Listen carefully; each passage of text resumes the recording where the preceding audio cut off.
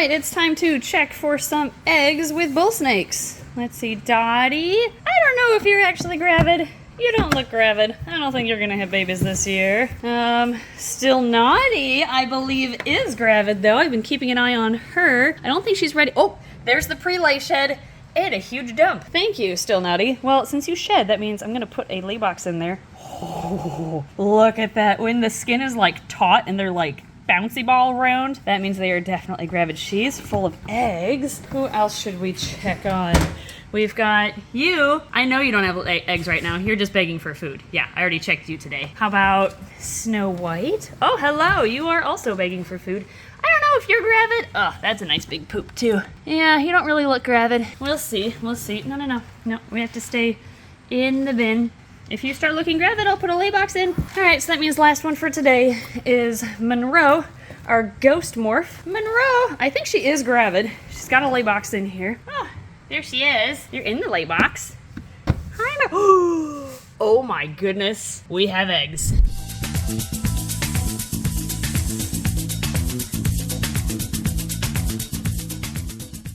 Monroe! Oh my gosh, all those eggs look amazing!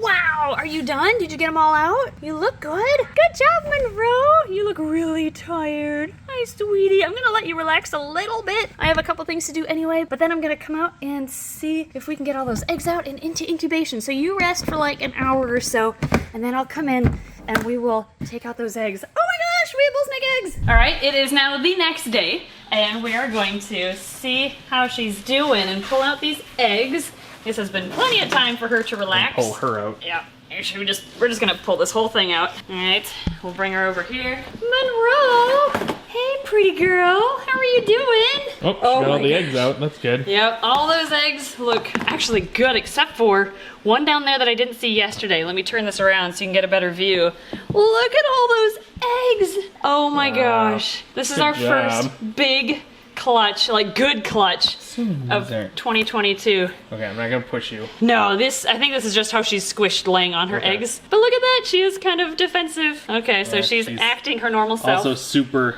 deflated. Can you go this way, please? Come on, defend this way. So she's like super deflated in here. She doesn't have any more eggs in there. Aww. Yesterday she was too tired to like move at all. So it's good to see her have actually pushing back. Yeah, she's got her spunk back again. So she's feeling good. Oh wow, yeah, she's definitely feeling fine. Yes. The nice thing is you can use this to your advantage to get bull snakes off of their eggs. You can just kind of tickle them and they should push against you. So by tickling her on this side. How's that working? It's not working at all. Okay, well, she should have like bucked out, but that's all right. Can I take you off your eggs? Yeah, you weren't. She was underneath them yesterday, so this is a lot easier to take her out. Oh, look at you. This is what I'm talking about with the deflated look. Like there's nothing there. Yeah. She looks like a used water balloon. Aw, I'm gonna put her back so she can relax right away. All right, now that Mom's taken care of and we know she's fine, let's take a closer look at these eggs and count how many we have. We've got 1, 2, 3, 4, 5, 6, 7, 8, 9, 10, 11, 12, 13, 14, 15, 16, 17, 18 that I see right now. There might be more. With one slug? One slug right there? Yeah, there might be more underneath this big old pile too. So we are going to set up some perlite and then take these eggs out. We've got our perlite in here. Our staff is using all of our pitchers right now because it's water change day. So I'm just gonna use this bucket. And I mean, you guys have seen us mix perlite with water before, so there's nothing new here. If you're new to the channel, you basically mix dechlorinated water with perlite, which yes, is used for plants, but it's great at holding in moisture to help eggs hatch. And you wanna mix it so that when you squeeze it, it maintains its shape without dripping underneath. So all this looks good,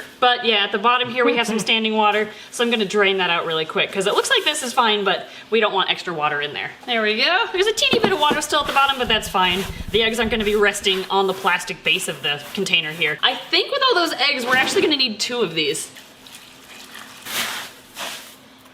And there we go. Awesome, that should be plenty of room for all of these eggs. Now, I counted 18, so I'm gonna make 18 little divots to make it a little bit easier to find spots for them when I extract them from the moss.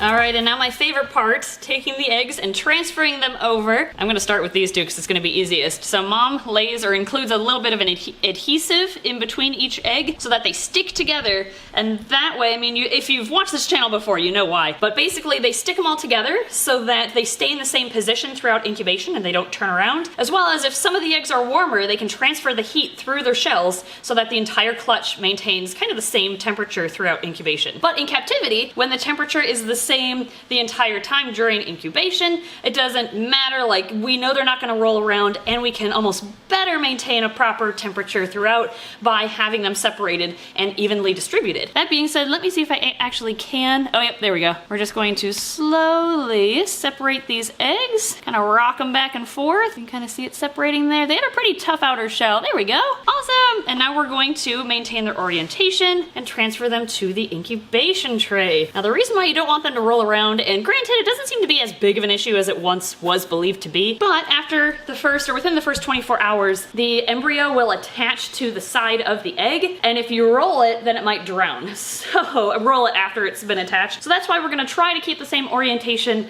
when we move them from the lay box into the perlite. Oh my gosh, that's a lot of eggs. She kept most of them together, and this is like hefty. There's so much bullsnake egg here.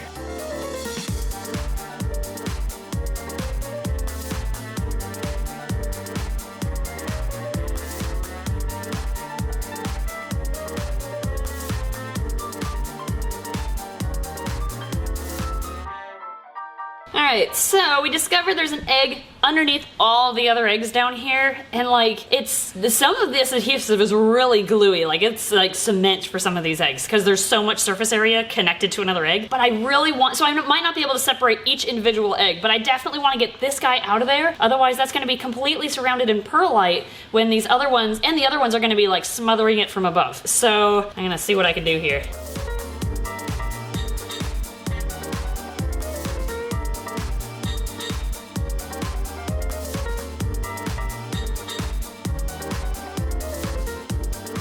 Here's the last satisfying breakaway, and perfect. All right, you were like that. We're gonna transfer you right here.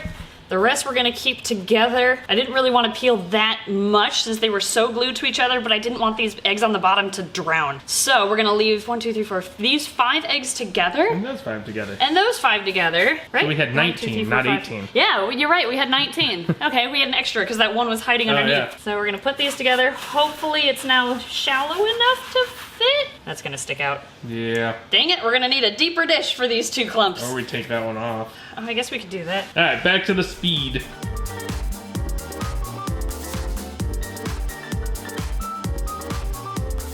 Perfect. There we go. Okay.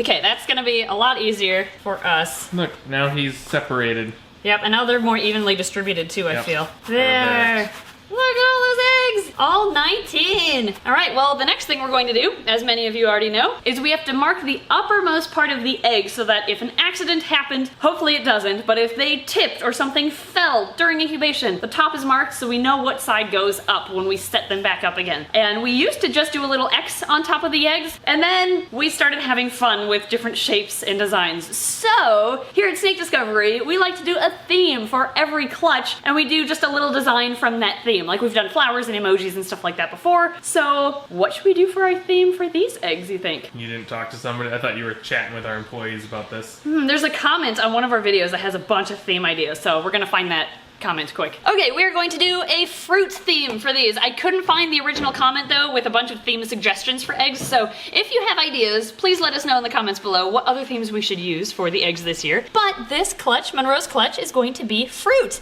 So, okay, I think I have to do the obvious ones first. An apple. Plum. Oh. Yes, a plum, or an apple.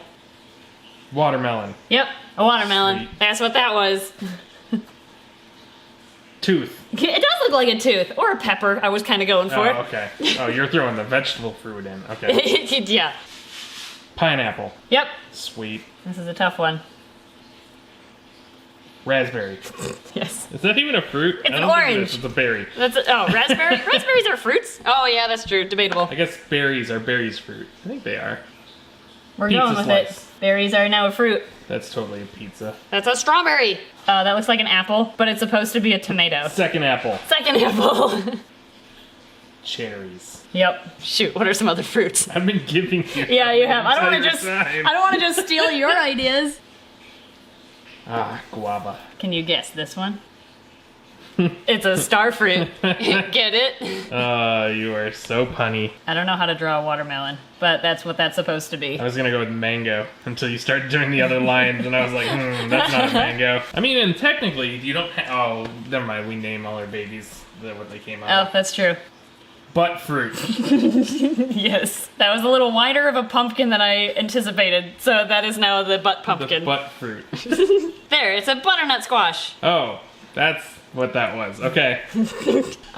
What's another chord that I should do? You could do the Acorn squash? acorn squash. Yeah. Okay. That's gonna be hard to draw. How do you draw an acorn squash? It's got a lot of ridges, so kind of just do the same thing. There you go. Like that? Yeah, sure. Okay. That's like a butternut squash. We'll go with it. We can do berries over here, unlike, you know. Oh, except for the one strawberry? Because he's the FedEx child. Okay, we'll do other berries. Yeah, we got raspberry, blueberry, blackberry. I don't know how you're gonna differentiate any of those. I don't know. Okay, there's our raspberry. Well, there's also cranberry. That's the best berry. Oh, that would work. I really like cranberries. Okay, this one is a blackberry. Do the lindenberry. What does a lindenberry look like? Just draw it. Okay, I'm gonna guess that a lindenberry looks like that. Is that close? Oh, you're actually not too far off. I'll give you that. I'll try and find a good picture. That looks nothing like the lindenberry. It's close. No. You're a little more pointed. A fan sent us a bunch of huckleberry themed things because Yeah. that's like the Montana, I think. I think that's the Let's state see if fruit. you know what huckleberries look If I like. remember correctly from all the snacks we tried, I think it kind of resembled this. Huckleberries look like... It looks like poop. Yeah, I was a little off. Focus camera. The internet can't see. There we go. Yeah, they look like blueberries. Okay, well, I'll you're do way it off. justice. Oh, blueberry! Yeah, I you forgot forgot about the blueberry. I know what that one looks like. That there. looks more like a tomato than your tomato looks like a tomato. Oh, you're right. Okay. There, There. you go. I Now you forgot have about two the blueberries. thingies. I'm a snake person, not a fruit person. I think we have all of our eggs. We have 19 good eggs for our fruit clutch here. Oh, we could have done lemon and lime. Now I'm thinking of all the fruits that we could have done. Is a lemon a berry? No, just in general, it's a fruit. Oh, okay. I got on a berry. Now you're just thinking about berries. Okay, and we have one slug. Actually, technically, that's a berry. The banana? Bananas are a berry. That's true. Yeah, that's right. What, is it really? I think so. That sounds Prove weird. me wrong, internet, or prove me right. Yeah. All right. In the comments. Are bananas below. a berry? Comment below. Yeah. I actually don't know. What do we do with the slug? Should we give it to Chloe? No, you're gonna throw it at me. Catch. Okay. Ah! I knew you were gonna throw it at me. All right, we'll give this to Chloe. Yeah, Chloe will enjoy the Chloe, slug. do you want a slug? Here. Get it. Oh. Nice. Don't make a mess. Swallow it whole, please. Don't make a mess. Like, I'll do what I want. Just swallow it. Whole thing. I believe in you. It's like, this doesn't taste like a mouse, guys. Yeah, this is weird. You gave me a balloon. And she's just gonna carry it around. Yeah. Oh, she's starting to eat it. Ah, there we sweet. Yay, she didn't make a mess. Thank you, garbage disposal, Chloe. All right, eggs are ready to go. Hooray! So now what we're gonna do is we need lids. We'll put lids on them, and then sweet. These are rat buck snakes? Oh, wow, look at that. No, they're not. Sorry. They were born on 5/4. What? They were May 4th babies? They were May made, the 4th be with you? and also with you. We should have done Star Wars themed. Oh my gosh, we should have. Ah, that was a Lame. mistake. Aw. We have another clutch though today, don't we? It was late today though. And can those were technically say. late yesterday. Well, we'll do a Star Wars theme because there's a fifth. There's a like But a. today's Cinco de Mayo. We have to do Cinco de Mayo theme no, for we 5/5. Okay, anyway, they were born on 5/4. She was actually paired with 2 different males, so let us show you the potential sires of this clutch. So Monroe, the mother, or dam, is a hypo white-side het albino, we found out, and we paired her with 2 males this year because last year, if I remember correctly, yeah, she laid all slugs. So she right. wasn't fertilized, so we paired her with 2 males to make sure these eggs were fertilized.